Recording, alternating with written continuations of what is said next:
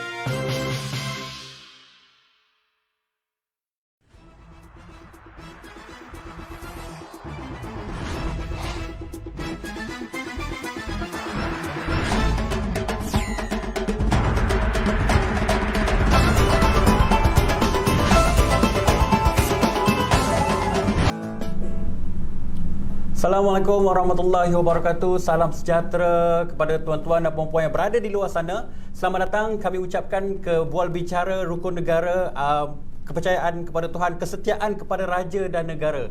Dan tuan-tuan dan puan-puan, pada pagi ini kami akan bawakan kepada anda satu persoalan yang cukup kritikal berhubung dengan rukun negara yang kedua ini. Jadi tuan-tuan dan puan-puan, pada hari ini rata-rata masyarakat di luar sana menganggap bahawa institusi beraja ini adalah satu institusi yang kurang penting. Mereka beranggapan banyak polemik-polemik yang menghantui seputar isu di dalam negara, terutamanya yang menjentuh kepada kedaulatan Raja-Raja Melayu di negara kita. Barang diingat bahawasanya negara kita ini adalah negara monarki berparlimen yang mana Seri Paduka Baginda yang di-Pertuan Agong adalah ketua bagi negara kita. Jadi tuan-tuan dan puan-puan, bagi membicarakan persoalan ini, kami jemput khas daripada Universiti Kebangsaan Malaysia kita, Profesor Madya Dr. Kartini Abu Talib alias Khalid, iaitu Timbalan Pengarah Institut Kajian Etnik Kebangsaan dari UKM. Selamat datang, Doktor. Selamat datang. Terima kasih banyak Isyam atas jemputan. Terima kasih sudi datang, studi orang kata apa meluangkan masa bersama-sama dengan kami pada pagi ini di sebalik kesibukan beliau sebagai seorang timbalan pengarah kita dan juga sebagai seorang ahli akademik tersohor di negara ini. Jadi doktor, saya bila sebut nama Dr. Kartini ni, saya teringat salah seorang tokoh emansipasi wanita Indonesia, Raden Ajeng Kartini. Kalau Indonesia mempunyai Raden Ajeng Kartini, kita di sini juga tidak kurang hebatnya. Kita memiliki Dr. Kartini Abu Khalid alias Talib. Mungkin beliau juga adalah salah seorang tokoh emansipasi wanita di negara kita yang memperjuangkan berkenaan dengan gender dan juga berkenaan dengan berbagai-bagai aspek dan lapangan. Jadi tuan-tuan dan puan-puan, tak kenal maka tak cinta. Kita perlu berkenalan terlebih dahulu dengan panel yang kita bawakan khas untuk anda. Profesor Madya Dr. Kartini Abu Khalid alias Khalid mempunyai latar belakang PhD di dalam Undang-Undang Dasar dan Kemasyarakatan dari Northeastern University, Boston, Massachusetts, Amerika Syarikat. Memiliki Master Sains Politik Universiti Kebangsaan Malaysia dan Sarjana Muda Kepujian Politik Universiti Kebangsaan Malaysia. Beliau terkenal sebagai penganalisis dasar yang kerap terlibat di dalam penyelidikan bagi membantu kerajaan Malaysia bagi melaksanakan sesebuah dasar yang berkaitan. Wow, maknanya kalau katakan ada dasar-dasar yang berkaitan dengan hubungan etnik dan juga perpaduan kaum, maka inilah figuranya yang bertanggungjawab dalam merangka pelan-pelan ataupun dasar-dasar bagi membantu kerajaan Malaysia memberikan urus takbir yang terbaik kepada rakyat. Profesor Madya Dr. Kartini juga telah menyelesaikan sebanyak 5 buah kertas kerja dasar kebangsaan antara 2014 sehingga 2019.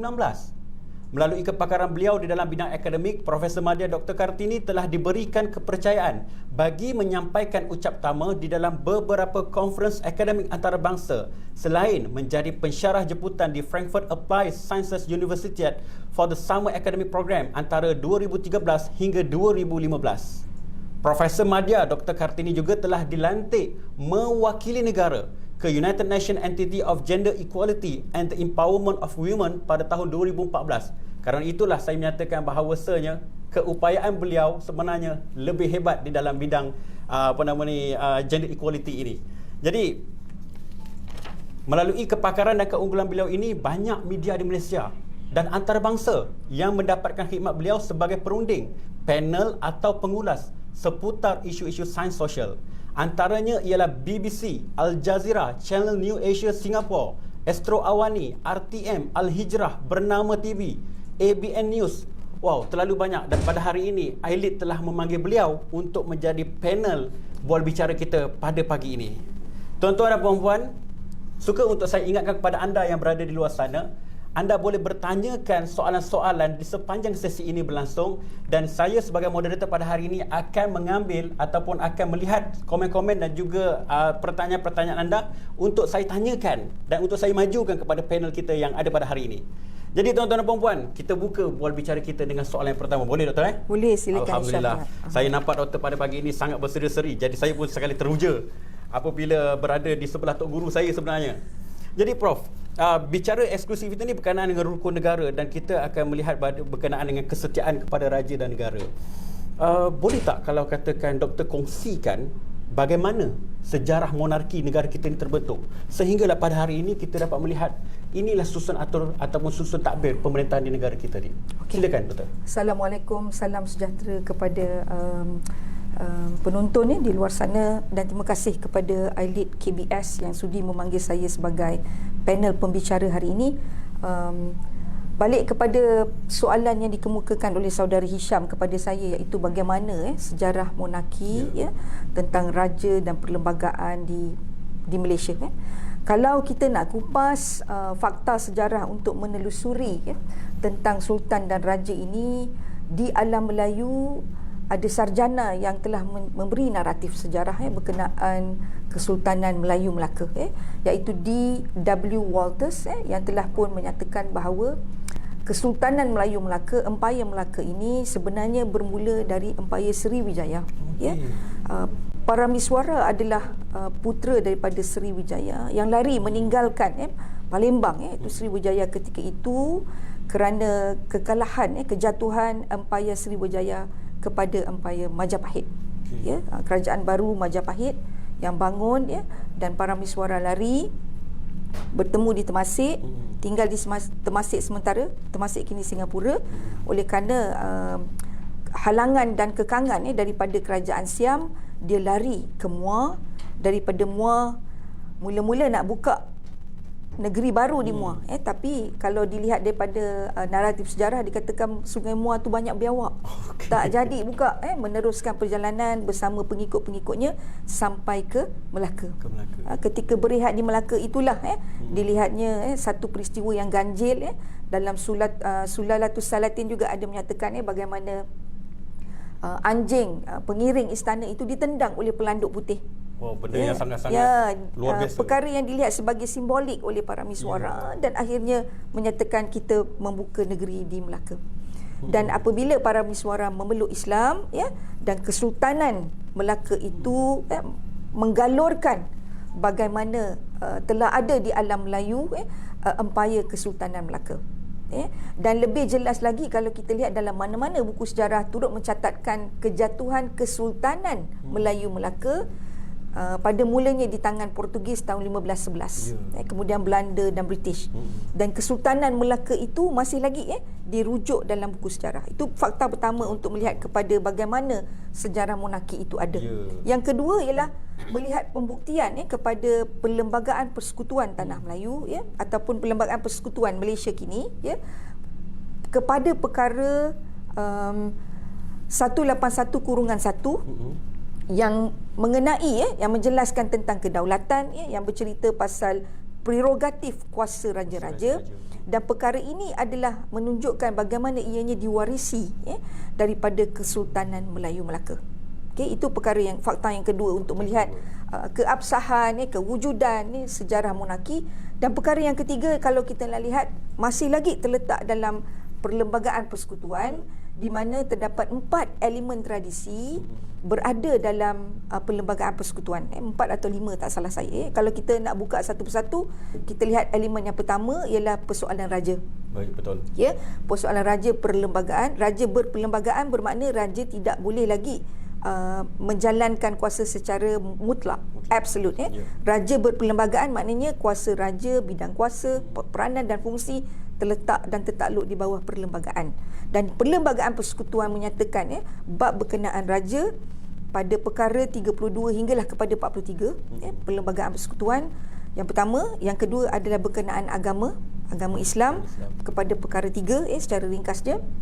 Dan yang ketiga adalah berkenaan kedudukan istimewa orang Melayu dalam perkara 153. Yang keempat adalah berkenaan bahasa dalam perkara 152. Saya kira saya tambah lagi satu ialah berkenaan rizab tanah Melayu menerusi perkara 89 persekutuan, Perlembagaan Persekutuan. Jadi 5 perkara elemen tradisi ini masih kekal dalam Perlembagaan Persekutuan, yang menunjukkan ianya membenarkan fakta sejarah bahawa tanah Melayu ini adalah orang asalnya adalah orang Melayu, yang telah ada perundangannya dari awal, kerana itulah perkara 181-1 menjelaskan prerogatif kesultanan, raja-raja Melayu yang diwarisi daripada Kesultanan Melaka. Ini bermakna, Doktor, kalau begitulah orang kata kronologi pemerintahan sultan di negara kita sehingga pada saat ini, kita boleh mengatakan bahawasanya tanah ini adalah milik sultan maknanya, atau pemilik raja. Tetapi selepas tertubuhnya negara kita Malaysia ini, maknanya sultan telah memberikan kuasa pentadbiran kepada rakyat. Adakah benar begitu, Doktor? Saya kira yang pertama sekali ada gap yang perlu Hisham masukkan di situ ialah penjajahan. Kemasukan koloni ke tanah Melayu sebenarnya dalam banyak perkara cuba mengenepikan sultan.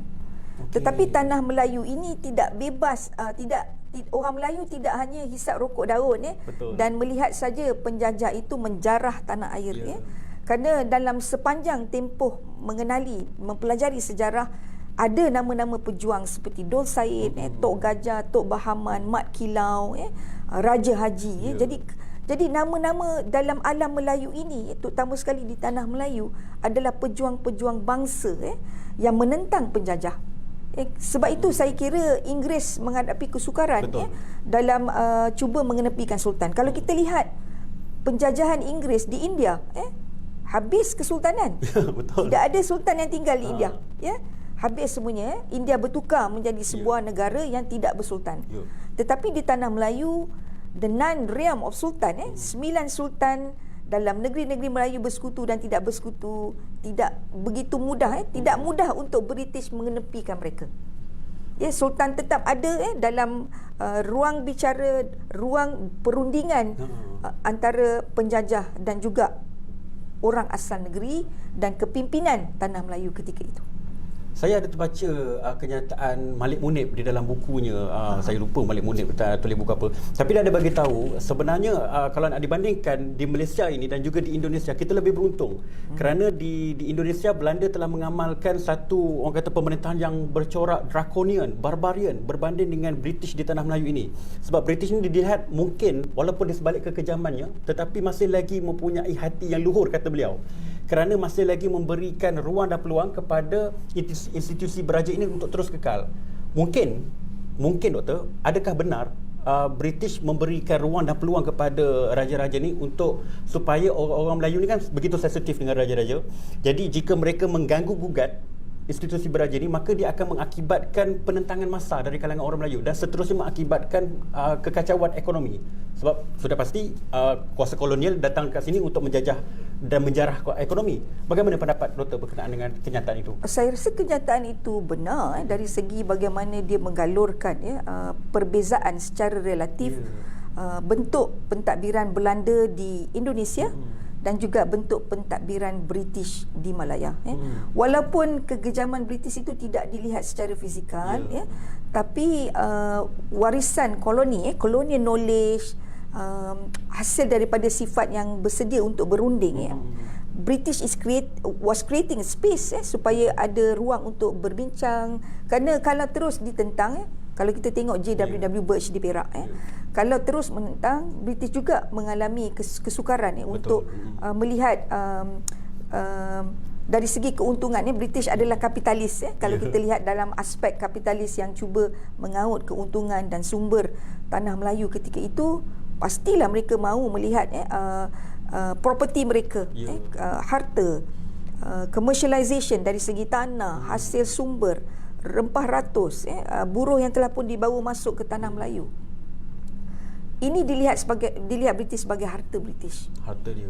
Bagaimana nak menjaga harta, dan perlu ada sifat suasana yang keamanan untuk membenarkan keuntungan itu terus dibawa ke British. Kerana itulah dia masih lagi mengekalkan.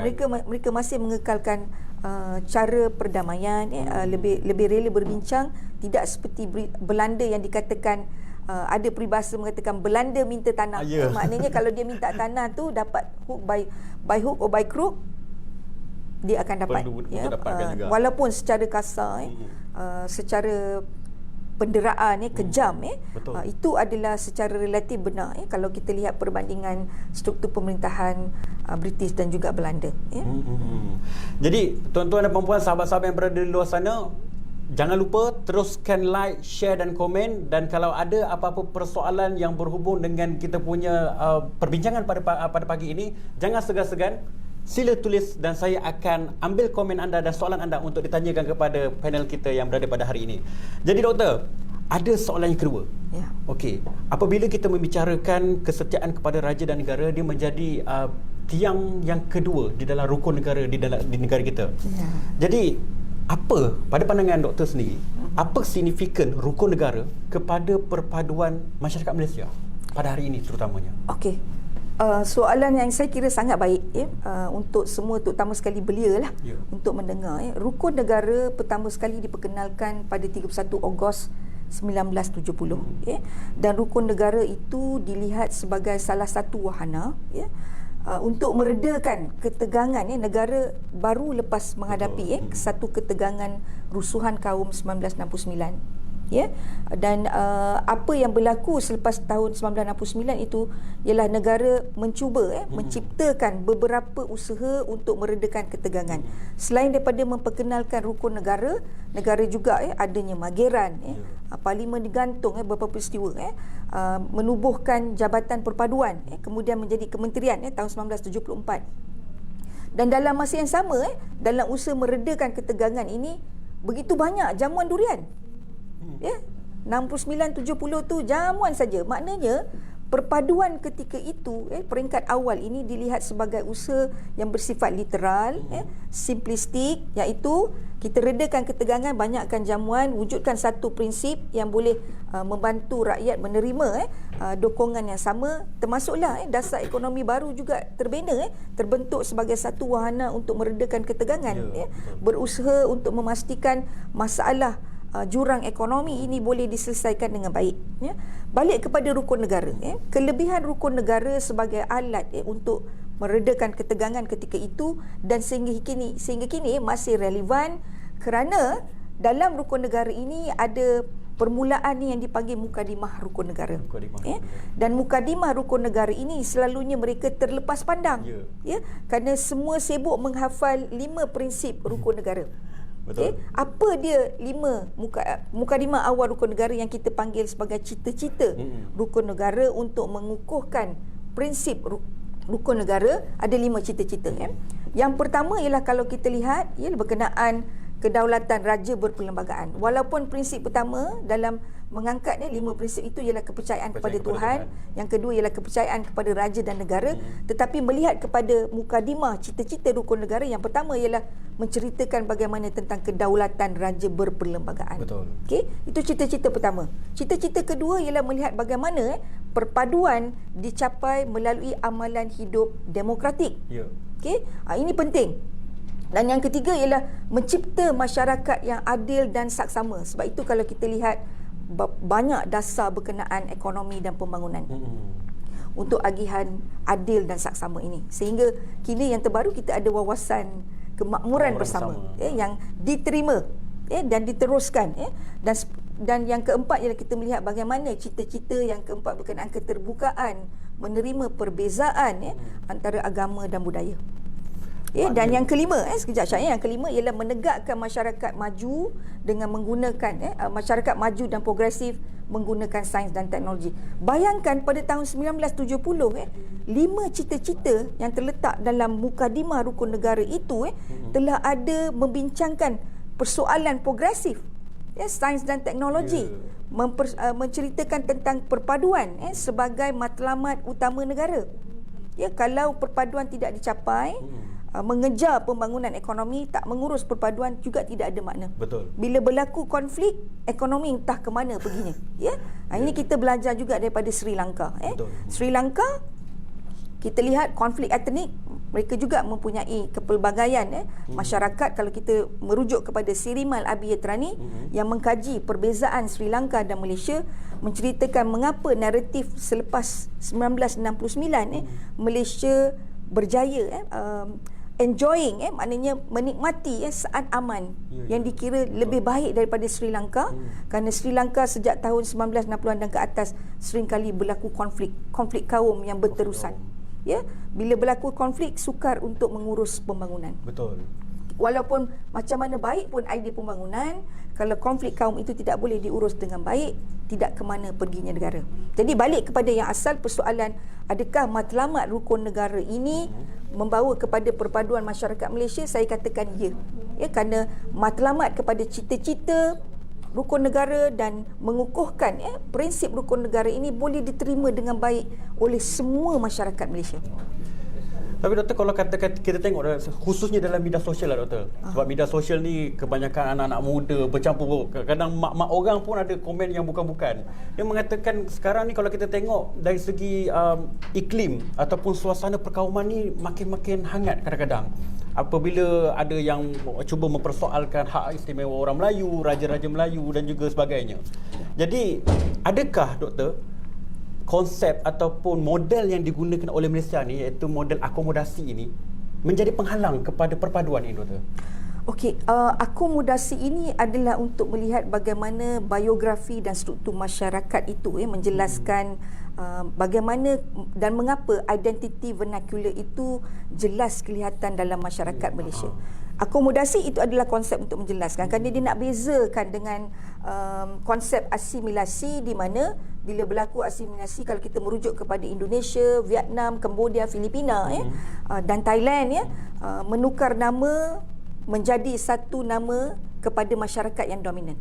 Assimilate, mereka terasimilasi, bersedia menukar nama, bercakap satu bahasa. Maknanya unity kepada asimilasi itu ialah unity in uniformity. Semua standard. Mungkin Hisham pun kalau di Thailand nama tak jadi Hisham. Betul. Mungkin dah jadi Tom Yam Hisham. Betul. Jadi perkara-perkara macam ni yang perlu kita lihat. Berbeza dengan konsep akomodasi yang diaplikasikan di Malaysia. Cuma untuk menjelaskan tahap perpaduan, kita perlu bergerak meninggalkan perpaduan bentuk awal yang kita lihat simplistik dan literal itu, di mana telah ada wahana-wahana untuk merapatkan hubungan antara etnik. Namun begitu, konsep kefahaman kepada apakah bentuk perpaduan di Malaysia ini, pihak Institut Kajian Etnik bersama dengan Kementerian Perpaduan telah pun memperkenalkan konsep memahami perpaduan baharu. Apakah konsep itu? Yang pertama, perlu disebut dalam satu nafas, Hisham, Yang pertama, mengakui bahawa perpaduan itu yang diidamkan masih belum tercapai. Yang kedua ialah apa yang dicapai, yang dinikmati oleh masyarakat Malaysia ialah kesepaduan sosial. Dalam bahasa Inggerisnya ialah social cohesion. Perpaduan yang diidamkan, kesepaduan yang dicapai dan penyatu paduan yang diusahakan. Bermakna dalam tahap kesepaduan sosial yang dicapai, kita bersetuju bahawa dalam kalangan masyarakat kita, bersetuju untuk tidak bersetuju itu masih ada. Masih ada ruang-ruang. Masih ada ruang. Dan masih terdapat 10 defisit sosial yang perlu diurus dengan baik. Kalaulah tidak diurus dengan baik, akan berlaku kita panggil moment of difference. Detik perbezaan, dan detik perbezaan jika gagal juga diurus akan berlaku, membawa kepada konflik, kemarahan. Baik. Jadi kita mengakui dalam Malaysia yang ada ialah kesepaduan sosial, naratifnya ialah ada 10 social deficit yang perlu diurus. Dan oleh itu kita perlukan penyatu paduan, reconciliation, iaitu wujudkan tapak integrasi secara inovatif untuk merapatkan jurang perbezaan ini. Saya bila doktor cakap begitu, saya nampak maknanya perpaduan ini, doktor, adakah perpaduan ini adalah hanya satu cita-cita dongeng ataupun cita-cita utopia? Sebab kalau kita tengok dari sejarah orang kata ketamadunan negara moden ini sejak tahun 1648 Perjanjian Westphalia sehingga ke saat ini, masih banyak lagi negara-negara yang mengalami konflik dalaman atau domestik hanya kerana semata-mata pertentangan di antara etnik-etnik yang berada di budaya dan agama. Jadi adakah benda itu benar? Perpaduan itu hanya cita-cita utopia seperti mana demokrasi? Saya tidaklah mengatakan ianya utopia. Kalau saya kata tadi konsep baharu tentang perpaduan yang mahu diperkenalkan, iaitu perpaduan itu diidamkan, bermakna ianya boleh dicapai tapi perlu diusahakan. Apa yang perlu diusahakan ialah mencipta lebih banyak reconciliation proses, itu proses penyatu paduan melalui kewujudan tapak integrasi bagi mengurus defisit sosial yang telah pun dikenal pasti melalui Indeks Perpaduan Nasional. Ini melalui empirical kajian, kajian empirikal yang mendalam, telah mengutip lebih pada 55,000 lebih pada 5,000 responden, dan dalam pembinaan dasar perpaduan termasuklah pelan tindakan perpaduan, kajian yang lebih menyeluruh dengan masyarakat untuk mendapatkan maklum balas mereka, lebih pada 55,000 responden yang dikutip, yang dianalisis untuk melihat apakah pandangan mereka tentang hubungan kaum di Malaysia. Betul. Tadi Hisham ada menyatakan bahawa kebimbangan melihat kepada media sosial. Inilah kita mahu mendidik masyarakat untuk ada tahap pemikiran yang saya kira boleh membezakan antara fake news Ya. dengan berita yang benar. Walaupun kerajaan telah pun mengusahakan adanya website yang dipanggil benar. Saya kira dah mula dah mula dilancarkan. ada untuk counter balik apa saja berita-berita di luar yang dirasakan menggugat keselamatan, yang menyebarkan sentimen dan fitnah atau tomahan, maka ianya perlu dijawab untuk menceritakan apa yang benar. Kalau saya ingat Institut Kajian Etnik dulu ada menjalankan kajian berkenaan SSKM, Sabah Sarawak keluar Malaysia, betul. kerana kebimbangan melihat kepada media sosial, perkembangan media sosial yang begitu lantang, yang begitu tanpa segan silu, melahirkan, mencanak idea kepada separation. Namun bila kita turun padang, kita buat research, kita buat kajian, kita hanya mengambil mereka daripada anak tempatan, anak Sabah dan anak Sarawak, untuk memahami apa sebenarnya, dan kita nampak dan kita faham bahawa social media itu bersifat personal grievances. Betul. Saluran di mana individu ataupun secara kolektif melahirkan rasa tidak puas hati mereka kepada semua. Sampai kadang-kadang kalau kita lihat sosial media ni, gambar orang mati pun orang like. Jadi perkara-perkara macam ini yang sebenarnya nak kita beri dan latih warga negara di luar sana untuk boleh menapis perkara-perkara yang datang. Secara automatik itu kena ada sifat skeptikal untuk melihat apa jua yang dilontarkan. Menilai dahulu. Take a pause, berhenti sebentar untuk memikirkan dan mencari adakah ini benar atau ini hanyalah palsu semata-mata. Jadi perkara ini yang kita mahu latih fikiran untuk berhenti sejenak untuk memikirkan dan menapis sama ada berita yang diterima itu benar atau tidak. Dan macam saya katakan tadi, akhirnya hasilnya menunjukkan bahawa rakyat Sabah dan Sarawak tahu akan risiko kalau berpisah daripada Semenanjung. Tahu akan risiko keselamatan, tahu akan risiko beberapa persoalan. Namun begitu, kewujudan SSKM ini dilihat sebagai saya fikir lebih kepada mengingatkanlah mengingatkan kerajaan apa yang masih lagi tertinggal. Betul. Dan bagaimana pembangunan yang bersifat inklusif itu boleh dibina bagi membantu Sabah dan Sarawak. Sebab Malaysia ini agak unik, dia adalah satu negara dengan 3 sejarah yang berbeza. Dan 3 sejarah berbeza ini sebenarnya melahirkan struktur pentadbiran, institusi dan biografi masyarakat yang juga berbeza. Jadi doktor, kita ada beberapa soalan, tapi sebelum itu saya ingin menyatakan kepada yang berada di luar sana, apa yang dikatakan oleh Profesor Madya Dr. Kartini itu bukan hanya tanggungjawab kerajaan semata-mata, tetapi ini adalah kerajaan kita bersama, kerana negara ini adalah negara kita. Jadi saya ingin memetik satu soalan daripada Encik Rabani Khalid. Dia kata, dia tanya pada Prof ni, Assalamualaikum Prof, boleh atau tidak dilaksanakan jika Sultan ataupun Raja berkuasa penuh seperti di Brunei? Sebab kebanyakan orang Malaysia ni dia nampak Brunei ni aman, makmur, relax, tenang, harga minyak okey, kaya raya. Mungkin kat situ dia orang memang impress sangat dengan Brunei. Jadi bagaimana pandangan? Tak boleh lah. Tak boleh. Tak boleh kerana pembentukan struktur kepada institusi dan pentadbiran di Malaysia ini di bawah Perlembagaan Persekutuan telah pun menerima bahawa Malaysia adalah sebuah negara yang mengamalkan demokrasi raja berperlembagaan. Raja tidak boleh memerintah secara mutlak, tidak boleh menghidupkan kembali feudalisme. Raja adalah raja yang tertakluk peranan dan fungsinya di bawah perlembagaan. Perlembagaan persekutuan. Jadi doktor, ni ada lagi satu soalan daripada Muhammad Fazil ni. Saya kena bacakan, nanti kecil hati diorang nanti kan. Boleh, silakan. Sebab bukan senang untuk kita panggil Dr. Kartini di sela-sela kesibukan beliau ni, kita panggil hari ni. Jadi inilah ruang dan peluang kepada anda untuk tanya segala soalan yang apa yang terlintas di benak anda, tanya pada hari ini. Kerana hari ini bukan hari kami, hari anda untuk bertanya soalan. Jadi soalan daripada Muhammad Fazil. Assalamualaikum doktor. Ada satu persoalan yang mohon dikongsikan apabila berkaitan dengan raja ini. Jika dilihat pada suasana sekarang, institusi diraja di negara kita ini seolah-olah tiada kekebalan atau kedaulatan. Mudah saja dipergunakan. Sekejap saya ke bawah sikit. tiada kedaulatan mudah saja dipergunakan oleh pihak tertentu yang ada agenda sendiri. Jadi sejauh mana pandangan doktor mengenai hal ini serta apa tindakan yang paling wajar dilaksanakan bagi mendaulatkan kembali institusi beraja di negara ini?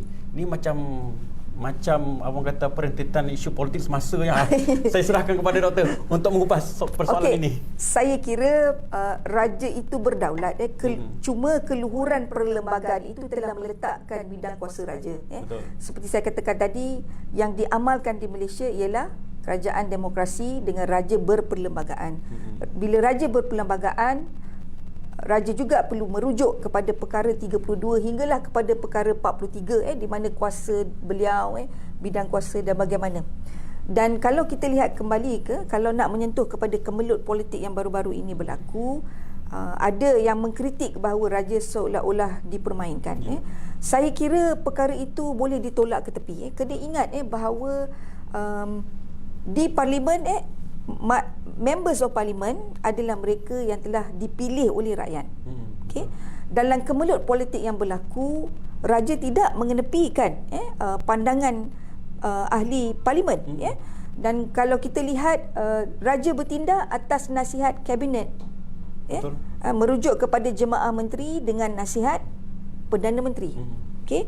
Dan kemelut yang berlaku ini raja telah tangani dengan baik. Saya kira kalaulah kita nak lihat kepada pengisytiharan proklamasi darurat, pada peringkat awal telah ada usulan kepada proklamasi darurat. Saya kira pada Oktober 2020 tahun lalu kalau kita lihat. Namun usul itu telah ditolak oleh raja, Yang di-Pertuan Agong dan juga Majlis Raja-Raja. Ya, betul. Okey, bermakna Yang di-Pertuan Agong dan Majlis Raja-Raja tidak diperkotak-katikkan. Tidak mudah dipermainkan atau dieksploitasi. Mereka berbincang. Mereka mendapatkan kata sepakat apa keputusan yang sesuai ketika itu. Kerana ketika itu Majlis Raja-Raja dan Yang di-Pertuan Agong juga merasakan bahawa pandemik COVID-19 ini masih boleh dikawal. Betul. Namun begitu, proklamasi darurat kali kedua yang diusulkan tidak ditolak oleh raja, kerana jelas bahawa kes jangkitan COVID-19 ini dah jadi beribu. Betul. Sangat-sangat crucial. Sangat kritikal ketika itu. Dan kematian ini bukan dibuat-buat. Ya, betul. Sebab saya tahu adik saya di Pulau Pinang positif COVID. Allah. Satu keluarga semua risau bagaimana dia dibawa ke kuarantin. This is not benda yang fake lah, yang dibuat-buat untuk menakut-nakutkan rakyat. Ini adalah perkara benar. Dan kalau kita minta semua melihat kembali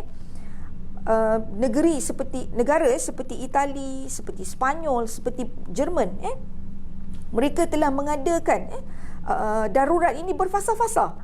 Lebih daripada 2-3 kali. Jadi mengapa rakyat Malaysia begitu kritikal dan mempersoalkan bahawa seolah-olah raja ini telah dipermainkan oleh politik? Tidak.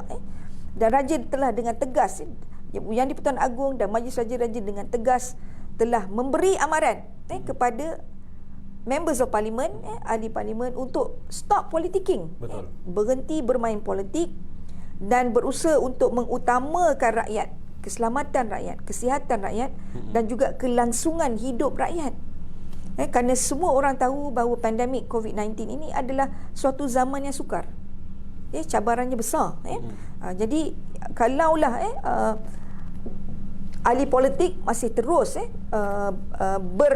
berpolitiking, tidak akan ke mana. Dan kita telah lihat bagaimana impak di Sabah meneruskan pilihan raya kecil, pilihan raya negeri, bukan pilihan raya kecil, pilihan raya negeri. Dan kita lihat apa yang berlaku ialah kes yang tiba-tiba mencanak. Dan kita perlu rasa simpati dan menyokong pekerja-pekerja di barisan hadapan. Saya kira the frontline workers ini sangat penting. Mereka telah berkorban. Dan saya juga dapat viral yang marah, mereka marah, nurse marah, doktor marah, menyatakan dengar arahan kementerian, duduk di rumah baik-baik, jangan keluar tanpa mematuhi SOP, kena patuh pada SOP, kena patuh kepada penjarakan fizikal semua tu, kena pakai topeng muka. Dan kita tengok ada ramai tempoh ketika nak naiknya kes sehingga beribu ini, ada yang berani keluar tanpa pakai topi muka kerana melihat benda ini sesuatu yang dianggap lucu. Pada saya tidak. Ini perkara ini benar, perkara ini serius, dan kita pun telah melihat bagaimana Itali, Spanyol dan Germany melakukan langkah perisytiharan darurat, lockdown yang berfasa-fasa untuk memastikan keselamatan rakyat. Maknanya darurat yang kita sedang hadapi, darurat pentadbiran ini adalah peranan utama institusi beraja untuk menstabilkan sosiopolitik di negara kita, Doktor. Jadi sahabat-sahabat yang berada di luar sana, kalau jika anda merasakan hidup anda terseksa selama setahun lebih ini, barang diingat, sebenarnya frontliner kita ini sebenarnya lebih terseksa. Mereka tak dapat nak cuti, tak dapat nak BDR, bekerja dari rumah. Anda ataupun kita pemerintah mungkin boleh bekerja dari rumah, tetapi mereka tidak. Selama setahun mereka telah dibekukan cutinya. Jadi kita perlu bersama-sama bersimpati dengan mereka. Dalam masa sama kita perlu bersimpati dengan negara kita, kerana ekonomi negara kita sekarang ini sedang berada di dalam fasa yang agak sukar. Dan ini adalah kita punya tanggungjawab untuk bersama-sama membendung penularan pandemik ini. Jadi Doktor, saya ada lagi satu soalan dari sahabat saya, Kamali Fauzi Abdul Rashid. Ni kena tanya juga ni. Kalau tak tanya saya rasa berdosa ni. Okey. Era kemodenan ini dilihat rukun negara makin longgar dihayati dan difahami oleh setiap rakyat. Mungkin tidak diberikan penekanan di peringkat sekolah lagi. Boleh tak rukun negara ini dijadikan sebagai sebahagian subjek di dalam pembelajaran di sekolah atau menjadi kerja khusus wajib bagi peperiksaan utama? Maknanya kalau boleh satu subjek di sekolah tu, satu subjek tu khas untuk rukun negara. Apa pandangan Doktor berkenaan soalan ini? Saya nak berkongsi sebenarnya Kementerian Perpaduan dan juga negara telah bergerak jauh ke hadapan ini kerana kita belajar daripada perbezaan perpaduan bentuk awal yang kita kira masih lagi ada kelompangan, belum begitu mengukuh. Kerana selama ini pembelajaran hanya menghafal 5 prinsip, tetapi kali ini kerajaan telah mengambil inisiatif menubuhkan pelan tindakan perpaduan negara. Saya kira sebagai rentetan kepada dasar perpaduan dan juga blueprint perpaduan, dan rukun negara itu menjadi teras strategik kepada pelan tindakan perpaduan. Yang ini buat masa ni saya boleh kongsi yang itu sedikit. Nanti bila pelan itu telah dilancarkan, semua warga akan melihat bagaimana rukun negara itu menjadi teras strategik kepada pelan tindakan, dan bagaimana pendidikan daripada peringkat prasekolah hinggalah kepada peringkat universiti akan diperkukuhkan maksud kepada merealisasikan 5 cita-cita utama yang terpahat dalam rukun negara. Sebagai usaha mengukuhkan kefahaman kepada 5 prinsip rukun negara tadi. Yang ini nanti kita tunggu dan lihat. Saya minta semuanya bersabar, tapi dengan jelasnya telah ada satu perancangan yang strategik, yang konkret untuk memastikan bahawa penekanan, bukan saja penekanan tapi penghayatan kepada rukun negara ini boleh dilaksanakan dengan baik daripada lapisan masyarakat yang berbeza kohort umur. Saya nampak rakan-rakan saya di kluster kenegaraan Institut Pembangunan Kecemaran Kepimpinan AILID ni sebenarnya dia juga berasa sangat teruja bila doktor bercakap berkenaan hal ini, sebab kalau boleh jangan lupakan kami di AILID untuk bersama-sama mengorak langkah untuk menjayakan aspirasi kerajaan ini. Saya kira belia adalah salah satu aspek yang penting dan diberi penekanan dalam pelaksanaan tindakan dan mekanisme pelan tindakan nanti yang berasaskan rukun negara. Jadi kita AILID akan mendapat peluang itu dari segi bagaimana mendekati belia dan bagaimana penghayatan rukun negara ini boleh diterapkan dan dimajukan dalam kalangan belia. Baik Doktor. Kita dah berbicara tentang kronologi raja-raja, isu yang melingkari seputar isu nasional berkaitan dengan raja-raja, cabaran-cabaran semasa, cabaran-cabaran yang boleh meruntuhkan ataupun mungkin boleh memperkuatkan kembali negara melalui peranan raja-raja ini. Tetapi boleh tak Doktor kongsikan dengan kami semua, apakah kelebihan monarki berperlembagaan ini yang kita amalkan berbanding dengan negara lain? Kalau kita tengok, tadi rakan-rakan tengok Brunei adalah sebuah institusi beraja mutlak. Macam di United Kingdom, Queen Elizabeth walaupun raja berperlembagaan tapi dia seorang je. Macam kita ni 5 tahun berubah. Apa kelebihan kita berbanding mereka? Okey. Oleh kerana kita sering melihat bahawa sistem kita ini mengambil daripada sistem Westminster. Kalau saya nak lihat perbandingan yang cantik untuk melihat bagaimana keadaan raja berperlembagaan nak dibandingkan dengan negara lain dari segi amalan, apa kelebihan dia. Kalau saya kekalkan Malaysia, kerana kita berada di Malaysia dan sedang mengupas tentang raja berperlembagaan di Malaysia. Kalau pergi di Amerika Syarikat, betul Amerika Syarikat tidak ada raja, tapi kedua-duanya adalah bekas jajahan British, berkongsi dalam banyak elemen, iaitu kedua-duanya mengamalkan separation of power. Kedua-duanya ada parlimen. Kalau Malaysia ada parlimen, di US ada Kongres. Dan Kongres dan Parlimen ini juga ada bicameral system, sistem dua dewan, Dewan Rakyat, Dewan Negara bagi Malaysia, dan Dewan Rakyat dan Senator, House of Senate bagi Kongres Amerika. Dalam kedua-dua negara ini kita lihat, walaupun lagi satu tambahan elemen ni ialah sistem federalisme. Malaysia mengamalkan federalisme, Amerika Syarikat juga mengamalkan sistem federalisme. Okey. Dan sistem federalisme ini dalam melihat desentralisasi kuasa antara pusat dan juga negeri. Ya, itu jelas. Tapi balik pada kelebihan, kalau kita nak bandingkan Amerika Syarikat, kita tengok tak payah pergi jauh.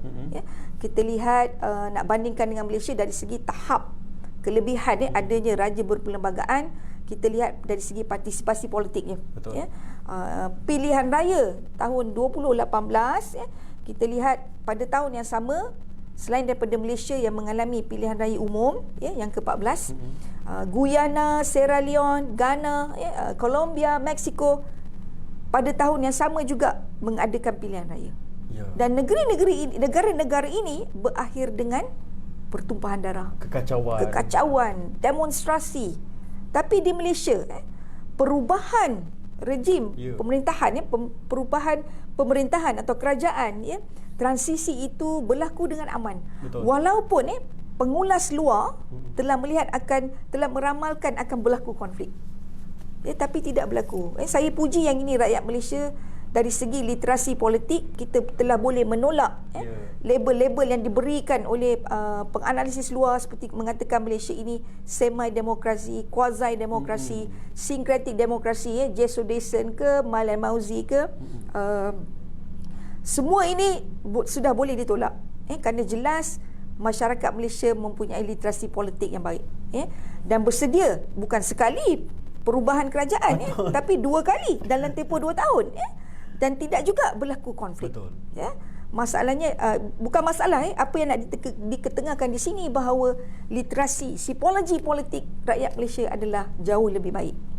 Kita bandingkan dengan Amerika Syarikat, walaupun bukan raja berperlembagaan, tapi mempunyai ciri-ciri elemen struktur pentadbiran yang hampir sama. Trump nak beralih kuasa, dan agak saya kira satu dunia memomokkan Amerika kerana peralihan kuasa itu dilihat tidak lancar. Bila mana penyokong tegar Trump menyerang Capitol, Capitol Hill di Trump sendiri di pun tak nak Washington. keluar daripada White House. Trump sendiri tidak boleh menerima kekalahan. He is in denial. Cuma kita nak kata gini, dalam sebuah negara yang macam Amerika Syarikat, yang melihat diri sebagai pembawa obor demokrasi, dia juga tidak mampu mengurus demokrasi dalam negara. Tak payah cerita pasal election, kita cerita pasal rasisme di Amerika Syarikat. Saya kira sangat kritikal, memuncak. Tak puas hati tembak je. Tapi di Malaysia tidak ada yang begitu. Walaupun ISIS datangnya daripada Amerika Syarikat, berterus-terusan memaksa negara-negara untuk menerima ISIS, menyatakan persoalan hak dan asasi, sedangkan diri sendiri Amerika Syarikat tidak boleh mengurus dengan baik persoalan masalah rasisme. Paku dulang paku sepi. Paku dulang paku sepi, mengata orang dia yang lebih. Lebih. Seperti mengajar ketam, berjalan seperti ketam mengajar anaknya berjalan lurus, dia sendiri jalan mengiring. Jadi yang ini saya kira orang Malaysia lebih bijak, lebih terbuka, mempunyai literasi politik yang baik untuk boleh memikirkan mana yang baik, mana yang buruk, dan melihat bahawa kebaikan raja berperlembagaan itu telah berjaya menyelesaikan kemelut eksekutif, dan saya kira begitu baiklah. Betul. Maknanya tuan-tuan dan puan, di sebalik keceluparan kita, di sebalik kelancangan kita di media sosial, tetapi sebenarnya kita sangat-sangat tenang bila berhadapan dengan sesebuah konflik. Selama 61 tahun kerajaan terdahulu telah mentadbir negara, bila bertukar masih lagi kekal aman dan damai. Lepas tu bertukar lagi, kita masih lagi kekal relax. Tenang is good, bak kata orang muda zaman sekarang ni. Jadi doktor, saya ada terbaca buku Robert Shaw dan Erwin Stout dalam bukunya yang bertajuk Manifestation of Blind and Constructive Patriotism. Bagaimana konsep constructive patriotism ini benar-benar menyerlahkan kewibawaan institusi beraja di negara kita. Apa pandangan doktor berkaitan persoalan ini? Okey, bacaan itu bagus kalau kita lihat Robert Shaw dan juga teman sepenulisnya Erwin Stout. Mereka berdua ini adalah pakar psikologi sebenarnya. Robert Shaw daripada Denver University, Erwin Stout daripada UMass Amherst. Pertama kali menerbitkan artikel mereka berkenaan on the varieties of political attachment, blind versus constructive patriotism tahun 1999 dalam Political Psychology Journal. Sangat menarik kerana ada Political Psychology Journal. Tahun 1999, apa kajian? Bentuk kajiannya ialah soal selidik dalam kalangan pelajar iaitu mahasiswa untuk mereka memahami perbezaan antara blind patriotism dengan constructive patriotism. Dan indikator kepada blind patriotism ini ialah maknanya bersifat rakyat itu atau responden itu bersifat pasif, tidak terlibat dalam politik, tidak peka dengan apa yang berlaku dalam politik, tidak ambil tahu, yang dia tahu hanyalah simbol-simbol politik. Itu adalah blind patriotism. Oh, menarik. Kerana indikator ini yang diukur dalam soal selidik yang disediakan oleh Shas dan juga Stout. Dan bila mereka menguji maksud kepada blind patriotism ini ialah sifatnya membuta-tuli taat pada negara. Itulah ringkasan kepada maksud blind patriotism. Sebaliknya dalam melihat constructive patriotism, indikator yang dilihat adalah sebaliknya, melihat bahawa aktifnya berpolitik, dari segi partisipasi, faham akan politik, peka kepada apa yang berlaku pada kerajaan, bersedia untuk turun padang demi untuk negara. Maknanya bersedia berkhidmat lah. Kalau diminta untuk menjadi pemantau pilihan raya, orang muda berlari-lari mahukan, sama ada sifatnya volunteerism atau tidak, atau diberi upah. Okey, kalau kita lihat balik kepada indikator constructive patriotism ini, iaitu pelibatan aktif, peka politik, kepentingan adanya ilmu politik dan faham bersedia untuk berkhidmat demi untuk politik, telah ada di Malaysia. Betul. Constructive patriotism tadi, lihat kembali kepada peristiwa 2018 pilihan raya ke-14, semuanya telah menunjukkan tahap literasi politik yang saya kira sangat baik, kerana tidak bersetuju untuk menolak perubahan melalui keganasan. Tidak berakhir keganasan kepada perubahan kerajaan. Itu maksud saya. Maknanya mereka ada kepekaan yang tinggi, faham kepada partisipasi dan hak mereka untuk mengubah kerajaan. Betul. Okey. Dan peristiwa yang seterusnya kalau kita lihat ialah menerima juga maksud kepada darurat. Faham bahawa darurat diperlukan sebagai usaha untuk menang, membantu negara untuk menang melawan pandemik COVID-19. Sedar bahawa darurat ini perlu untuk memastikan kelangsungan hidup yang lebih baik. Betul. Sedar bahawa kesejahteraan rakyat dan negara itu yang menjadi keutamaan, bukannya kepentingan politik mana-mana pihak. Betul. Jadi dari segi konstruktif patriotism, indikator yang dinyatakan oleh Robert Shaw dan juga Erwin Stout telah dibuktikan ada dalam melihat atau menilai partisipasi dan tingkah laku rakyat Malaysia. Baik, saya rasa penjelasan ini walaupun kita dipinjamkan masa hanya selama 1 jam, saya kira penjelasan yang diberikan oleh Profesor Madya Dr. Kartini ini sebenarnya kalau kita tulis jadikan sebuah buku, dia boleh jadi jurnal yang setebal 500 halaman. Selesai tesis saya agaknya. Jadi tuan-tuan, untuk Profesor Madya Dr. Kartini, sebenarnya ada banyak lagi persoalan-persoalan yang ingin bertanya kepada Dr. Kartini. Tetapi masa semakin mencemburui kita. Saya tak tahulah kenapa mereka beria bertanya ni, mungkin tajuknya yang sangat-sangat menarik ataupun Profesor Madya Dr. Kartini yang menarik. Saya tak tahu mana satu. Jadi ini adalah salah satu yang kita nak selitkan untuk menyerikan lagi kita punya bola bicara pada pagi ini.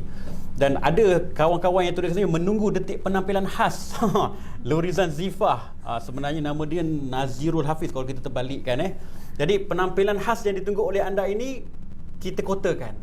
Dan untuk makluman doktor sendiri, kita ada orang kata penampilan khas bacaan puisi. Oh, bagus. Oleh sahabat kita Nur Zilam Muhammad, ataupun nama pentas dia kita panggil Zilam Arjuna. Nizam Zilam Arjuna. Jadi, tanpa melengahkan masa, kita dengarkan puisi yang akan dibacakan oleh Cik Zilam. Nur Zilam ataupun MMJ.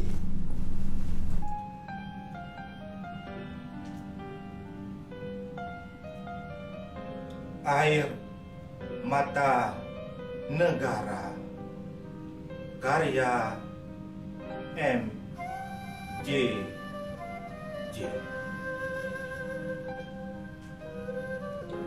Air mata ini tidak bisa ditahan lagi. Tak kala melihat Panji Ibu Pertiwi dirobek-robek, menjadi tikar usang melatari bumi, merebut hanyut ke muara sepi. Air mata ini terus menitik. Sekilas mendengar realiti semasa dari kaca tidak bernyawa. Lukisan grafiti di balik contengan dusta. Kejernihan yang dulunya menjadi tempat anak kecil berebut tenaga, kini keruh hingga ke tanjung. Keharmonian gemersi unggas kini bertukar menjadi gempita. Angkara sosok gila tiada bernama bersifat jelek kurang ajarnya. Aku tidak punya kuasa untuk kutangankan si pelaku durja. Apatah lagi aku tidak berdaya, hanya mampu letuskan amarah di dada. Masih adakah lagi sifatnya Tun Raza? Bertongkat di denai utama di pinggir desa, menyapa rakyat santun bermada. Masih adakah lagi sifatnya Tun Fatimah? Tidur lena mimpinya anak bangsa, titis darahnya demi tanah berdaulat. Aku tercari-cari kelibat mereka. Kemana hilangnya suara salkan anak muda yang menepik dada kononnya mereka pemuda harapan bangsa, pemudi tiada negara? Adakah akulah sang pembela tanah Malaya? Kemana perginya semangat membara yang mengaku kamilah pengganti golongan tua? Kemana larinya hati murni yang mendakwa kita lah pujangga bangsa? Doa ini kehadratmu agar dibukakan hati mereka. Biarlah semangat ini menjadi inti yang mengalir bersama darah merah, seiring kesyahidan Letnan Adnan. Ketika aku terkial mencari pelapis muda dalam kesayuan air mata, Kerana semua tahu, siapa lagi kalau bukan anak bangsa sebagai pewaris sang pusaka Nusa.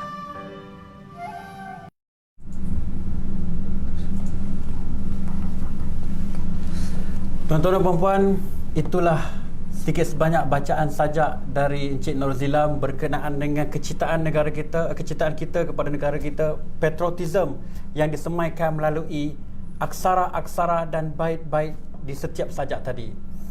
Sastra ini memberikan satu peranan yang cukup signifikan di dalam kehidupan masyarakat. Seperti mana kata-kata Pramudia Anantato, manusia yang tidak mencintai sastra hanya tinggal sebagaimana haiwan-haiwan sahaja.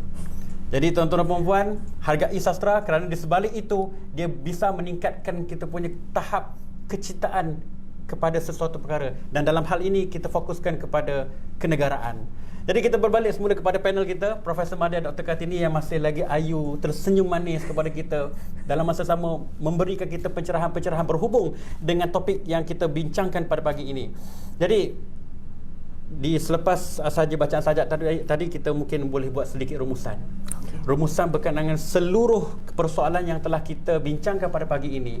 Dan mungkin doktor boleh kata rumuskan sedikit kata-kata ataupun pemikiran Habermas melalui constructive patriotism, tak silap saya, constitutional patriotism, yang mana mungkin dia boleh kena-mengena ataupun boleh menjelaskan lagi tentang persoalan yang berhubung dengan kita punya tajuk bicara kita pada pagi ini. Dipersilakan doktor. Okey.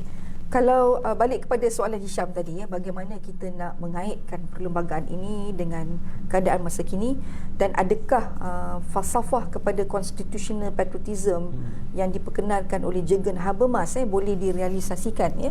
Jürgen Habermas bila melihat kepelbagaian dalam masyarakat di barat, kepelbagaian dari segi perbezaan ideologi, persaingan kepentingan yang berbeza, mereka juga tidak boleh dilihat sebagai masyarakat yang homogeneous.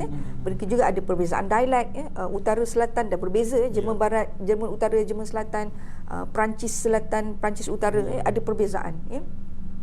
Dan kalau kita lihat balik kepada adakah constitutional patriotism ini boleh direalisasikan dalam melihat masyarakat kita, boleh kerana Jürgen Habermas bila dia memperkenalkan constitutional patriotism itu ialah menggalakkan perbezaan ini dirapatkan jurangnya melalui keluhuran dan menyokong kuat kepatuhan kepada perlembagaan. Betul. Dan kalau bila mana balik kepada rakyat Malaysia, kita juga menikmati perbezaan dan kepelbagaian yang rencam ini, dan kita mahu rakyat untuk terus taat dan setia kepada perlembagaan sebagai salah satu cara untuk kekal bersama, menghormati perlembagaan, menghormati struktur dan institusi negara yang sedia ada. Oleh kerana kita dalam mood berpantun dan berpuisi, saya ingin tambah sedikit sebagai merumuskan bahawa perlembagaan dalam melaksanakan kehidupan adalah struktur yang perlu dipatuhi, diikuti. Kalau ada kritikan yang mempersoalkan, yang menyatakan bahawa perlembagaan Malaysia ini tidak bersifat inklusif kerana adanya kelebihan-kelebihan tradisi yang telah saya nyatakan tadi, saya kira pandangan-pandangan ini boleh diketepikan. Kerana orang yang bercakap ini tidak mengkaji secara detail, secara terperinci, dan mungkin hanya mengkaji separuh masak saja. Jadi komen-komen itu harus dijawab, dijelaskan dalam dari segi sejarah, dan bagaimana sejarah itu membina struktur dan biografi masyarakat Malaysia, dan bagaimana undang-undang ini dilihat sangat moderate, kerana selain daripada adanya 5 elemen tradisi yang berkait dengan orang asal di tanah Melayu, ada perkara daripada 5 hingga 13 perlembagaan persekutuan memelihara dan melindungi bukan Melayu. Maknanya ada sekali. Ya, ada kerana disertakan bersama hak asasi, hak kebebasan, semuanya terpelihara. Dan bila raja menitah, bertitah kepada rakyat, baginda akan mengatakan baginda adalah pemimpin yang melindungi semua rakyat baginda. Jadi semuanya, tak kiralah Melayu ke, Cina ke, India ke, Kadazan ke, Iban ke, semuanya dilindungi oleh raja berperlembagaan. Semangat itu yang perlu kita bawa dan ketengahkan. Betul. Dan saya akhiri dengan pantun. Saya pun suka pada pantun. Sirih menjalar atas junjung, ya. Junjung dihias permatasari, ya. Daulat raja kasih dijunjung, ya. Perlembagaan diikat, setia di hati. Itu dia. Bukan saya jawab, anda kena jawab di ruangan komen ya. Jadi doktor, terima kasih banyak-banyak di atas perkongsian ruang dan masa yang telah diberikan kepada kita semua dalam membincangkan bicara eksklusif iLead siri kedua 2021 yang mana tajuknya kesetiaan kepada raja dan negara. Semoga dengan perbincangan dan juga penjelasan yang diberikan oleh Profesor Madya Dr. Kartini ini diharapkan dapat memberikan sedikit pemikiran ataupun anjakan paradigma pemikiran kita agar lebih menghargai apa yang kita ada. Ya. Jadi tuan-tuan dan puan-puan, sebelum kami menutup tirai bicara eksklusif pada pagi ini, suka untuk saya ingatkan kepada anda, jangan lupa untuk isi link pendaftaran dan penilaian keberkesanan program bicara eksklusif ini di ruangan komen yang kami paparkan. Jadi tuan-tuan dan puan-puan, semoga kita berjumpa lagi insya-Allah di lain masa. Jaga diri, jaga kita, hentikan rantaian pandemik COVID-19 agar dengan ini kita dapat memacu kembali kecemerlangan dan kegemilangan negara yang kita cintai. Terima kasih doktor. Berjumpa lagi. Terima kasih kembali. Ya. Assalamualaikum warahmatullahi wabarakatuh. Waalaikumsalam warahmatullahi wabarakatuh.